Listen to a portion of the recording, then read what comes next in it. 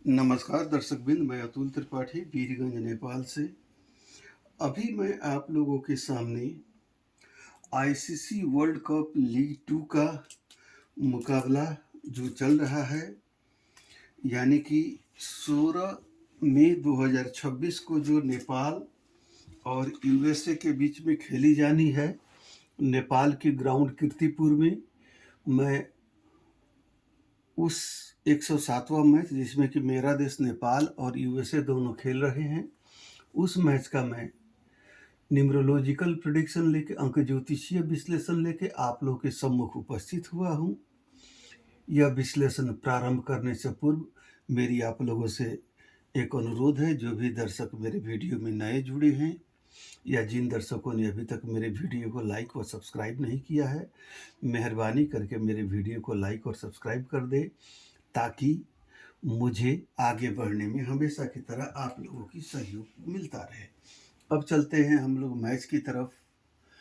Match 106 number का match है, तो 1 + 6 करेंगे तो ये 7 होगा। 7 नंबर केतु का हुआ। केतु यानी कि सरविहीन, सिर्फ धड़ से शरीर है, सर नहीं है इसके पास। अतः ऐसी मान्यता है कि केतु की सोचने की क्षमता नहीं होती है। केतु सिर्फ इच्छाओं के कारक हैं, और केतु जो भी रिजल्ट देते हैं अनायास और क्या बोलते हैं, अचानक से देते हैं। और मैच का जो दिन है 16 मई 2026, इसका भी 1 6 जोड़ेंगे तो 7 ही आएगा। यह भी केतु का हुआ। तो मैच का डेट और मैच का नंबर दोनों केतु का है। अब यहाँ पे क्या रिजल्ट आएगी, इसकी प्रेडिक्शन थोड़ी सी अनप्रेडिक्टेबल ही रहेगी, क्योंकि राहु केतु को प्रेडिक्ट करना बड़ा दिक्कत वाली बात है। जो मैच टीमें भाग ले रही हैं, इसमें एक हमारा देश नेपाल है, जो कि नेपाल का नेम टोटल 4 पे आता है। और जैसे कि मेरे पुराने दर्शक सभी जानते हैं कि 4 और 7 एक दूसरे के पूरक हैं। किसी के भी लोसो ग्रिड में 4 और 7 आ जाता है, तो 4 और 7 अपना पूर्ण प्रभाव देने में सक्षम होते हैं। तो यहाँ पे अब यहाँ पे क्या हुआ कि 7 यहाँ पे आ रहा है, 4 यहाँ पे आ गया, तो नेपाल के हक में यह डेट फेवरेबल होगा, यह नंबर भी फेवरेबल होगा। उसी तरीके से जो नेपाल के कैप्टन है रोहित पौडेल जी, उनका नेम टोटल 1 पे आता है। तो 1 और 4 की भी नहीं बनती और 1 और 7 की भी नहीं बनती। राहु केतु जो होते हैं, जब सूर्य 1 नंबर के साथ आएंगे तो ये लोग ग्रहण युग लेके आएंगे, जिसको कि अच्छा नहीं माना जाता है। उसके बाद से यूनाइटेड स्टेट्स ऑफ अमेरिका, इसकी नेम टोटल जो है आपको 8 पे आ रही है। ये शनि का नंबर हुआ, तो शनि का डेट और नंबर से मैच हो जाएगा, इसलिए इनके लिए कोई दिक्कत नहीं है। बट यहाँ पे क्या है कि 4 नंबर स्वयं राहु का हुआ, जो कि केतु का पूरक है, और यहाँ पे 8 नंबर राहु केतु के गुरु का हुआ। तो कोई पहले अपना देखेगा, उसके बाद से अपने सगे संबंधियों का देखेगा। तो इस धारणा के अंतर्गत डेट का फेवर अमेरिका से ज़्यादा नेपाल को मिलेगी। उसके बाद से ग्राउंड का नेम टोटल, कीर्तिपुर का नेम टोटल 8 पे आता है। तो यह ग्राउंड यूएसए को ज़्यादा फेवर करेगा, नेपाल को फेवर करेगा, but so and so. But यह नहीं भूलना चाहिए कि ये नेपाल का होम ग्राउंड हुआ।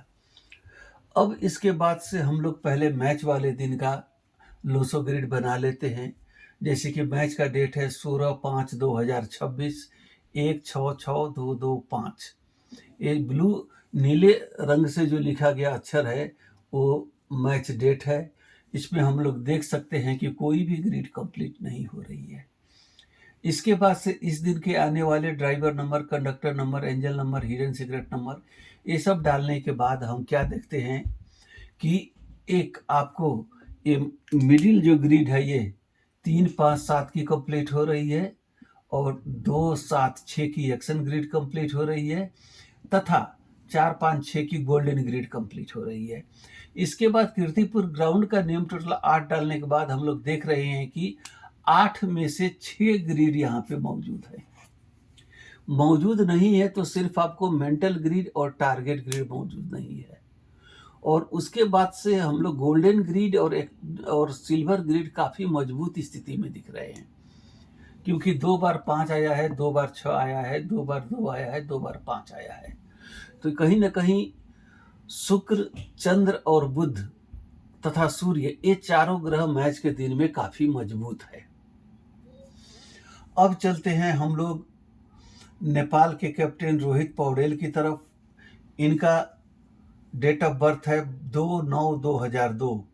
तो 2/9/2002 यानी कि इनके में भी देखते हैं तो मेंटल ग्रिड 66% आती है और कोई ग्रिड नहीं आती है अभी तक। उसके बाद से इनका डेट ऑफ बर्थ हम लोगों ने भर दिया। अब इनका ड्राइवर, कंडक्टर, एंजल और हिडन सीक्रेट नंबर भरने के बाद हम लोगों को क्या मिलता है, इनका मेंटल ग्रिड कंप्लीट है और एक्शन ग्रिड कंप्लीट है। मेंटल ग्रिड तो मैच वाले दिन में नहीं है, मगर एक्शन ग्रिड है, पहली बात।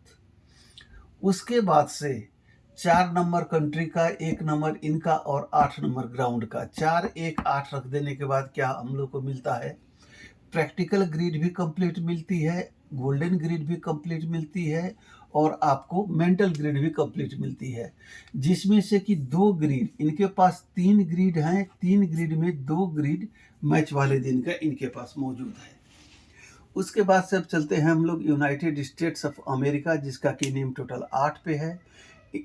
सॉरी, इनके जो कैप्टन है मोनांक पटेल, इनका नेम टोटल 9 पे आता है। अब रूट में जाइएगा तो 8 और 9 का पटेगा नहीं, 4 और 1 का भी नहीं पटेगा, क्योंकि 8 दैत्य ग्रुप के शनि का नंबर हुआ, 9 देव ग्रुप के सेनापति मंगल का नंबर हुआ। हालांकि एक कैरेक्टर सही है, क्योंकि 8 नंबर को द गॉड ऑफ जस्टिस कहा था, न्यायकर्ता कहा जाता है और इनको अनुशासन प्रिय कहा जाता है। इसलिए जो भी जोश का, हिम्मत का काम है वो सारे 9 के अंदर में आते हैं। तो कुछ कैरेक्टर्स में समानताएं पाई जाती हैं। अब इसके बाद से इनका 1/5/1993 हम लोग भरते हैं तो 1159993 आ जाता है। तो इसके बाद आप यह बात देख सकते हैं कि इनके पास 159 का M grid, target grid complete है, मगर टारगेट ग्रिड मैच वाले दिन में नहीं है। अब उसके बाद से इनका दूसरा ग्रिड, अब इसके बाद से हम लोग इनका ये भर दिया, ड्राइवर, कंडक्टर, एंजल नंबर भरते हैं। ये भरने के बाद हम लोग को इनका इमोशनल ग्रिड मिल जाता है।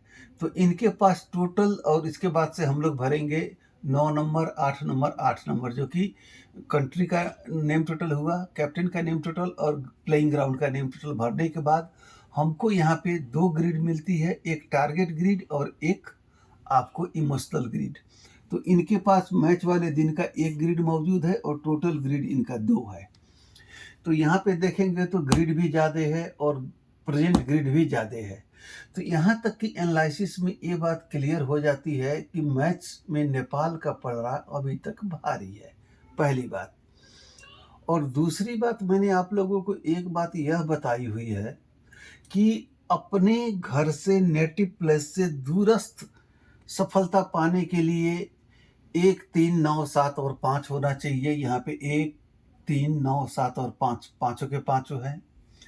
और यहाँ पे अपने होम ग्राउंड में सफलता पाने के लिए 8, 1, 6 होना चाहिए, जो कि यहाँ पे मौजूद है। उसके बाद से मेंटल ग्रिड भी है और एक्शन ग्रिड भी है। और यहाँ पे ये तो मौजूद है, लेकिन इसके साथ मैच वाला सिर्फ सेंटिमेंटल एक अटैचमेंट आ रहा है, टारगेट ग्रिड से कोई मतलब नहीं है। तो यहाँ तक के विश्लेषण में हम लोग यह कह सकते हैं कि नेपाल का विनिंग चांसेस हम लोग 52% रख लेते हैं, इनका 48% रहेगा।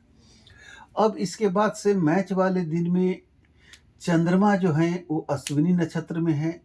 अश्विनी नक्षत्र केतु के कंट्रोल में आता है, तो 7 नंबर हुआ। अब इन सबसे पहले अब हम लोग थोड़ा सा कीर्तिपुर ग्राउंड का नेचर और बिहेवियर को हम लोग देख लेते हैं। तो कीर्तिपुर ग्राउंड जो है बैटिंग फेवरेबल ग्राउंड है, ऐसे बैलेंस पिच है।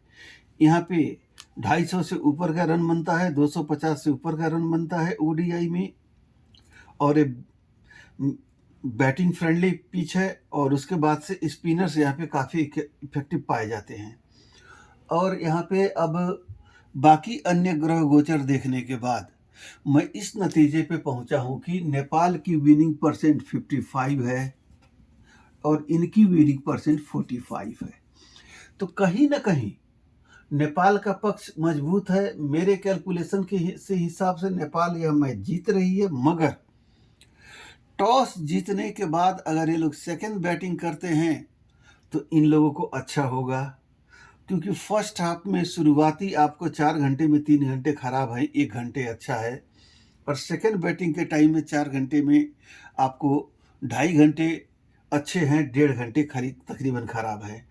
तो कहाँ 3 घंटे खराब, कहाँ 1.5 घंटे खराब, इसलिए सेकंड बैटिंग करना दोनों टीमों के लिए श्रेयकर होगा।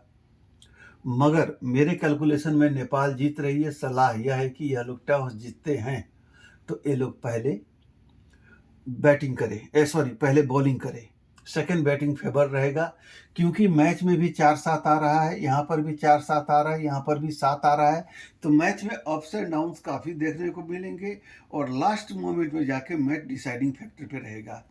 तो अगर सेकंड बैटिंग रहेगी तो मेरा देश नेपाल काफ़ी सेफ पोजीशन पे रहेगा, और मैं नेपाल का हूं तो डेफिनेटली नेपाल के ही पक्ष में जाऊंगा।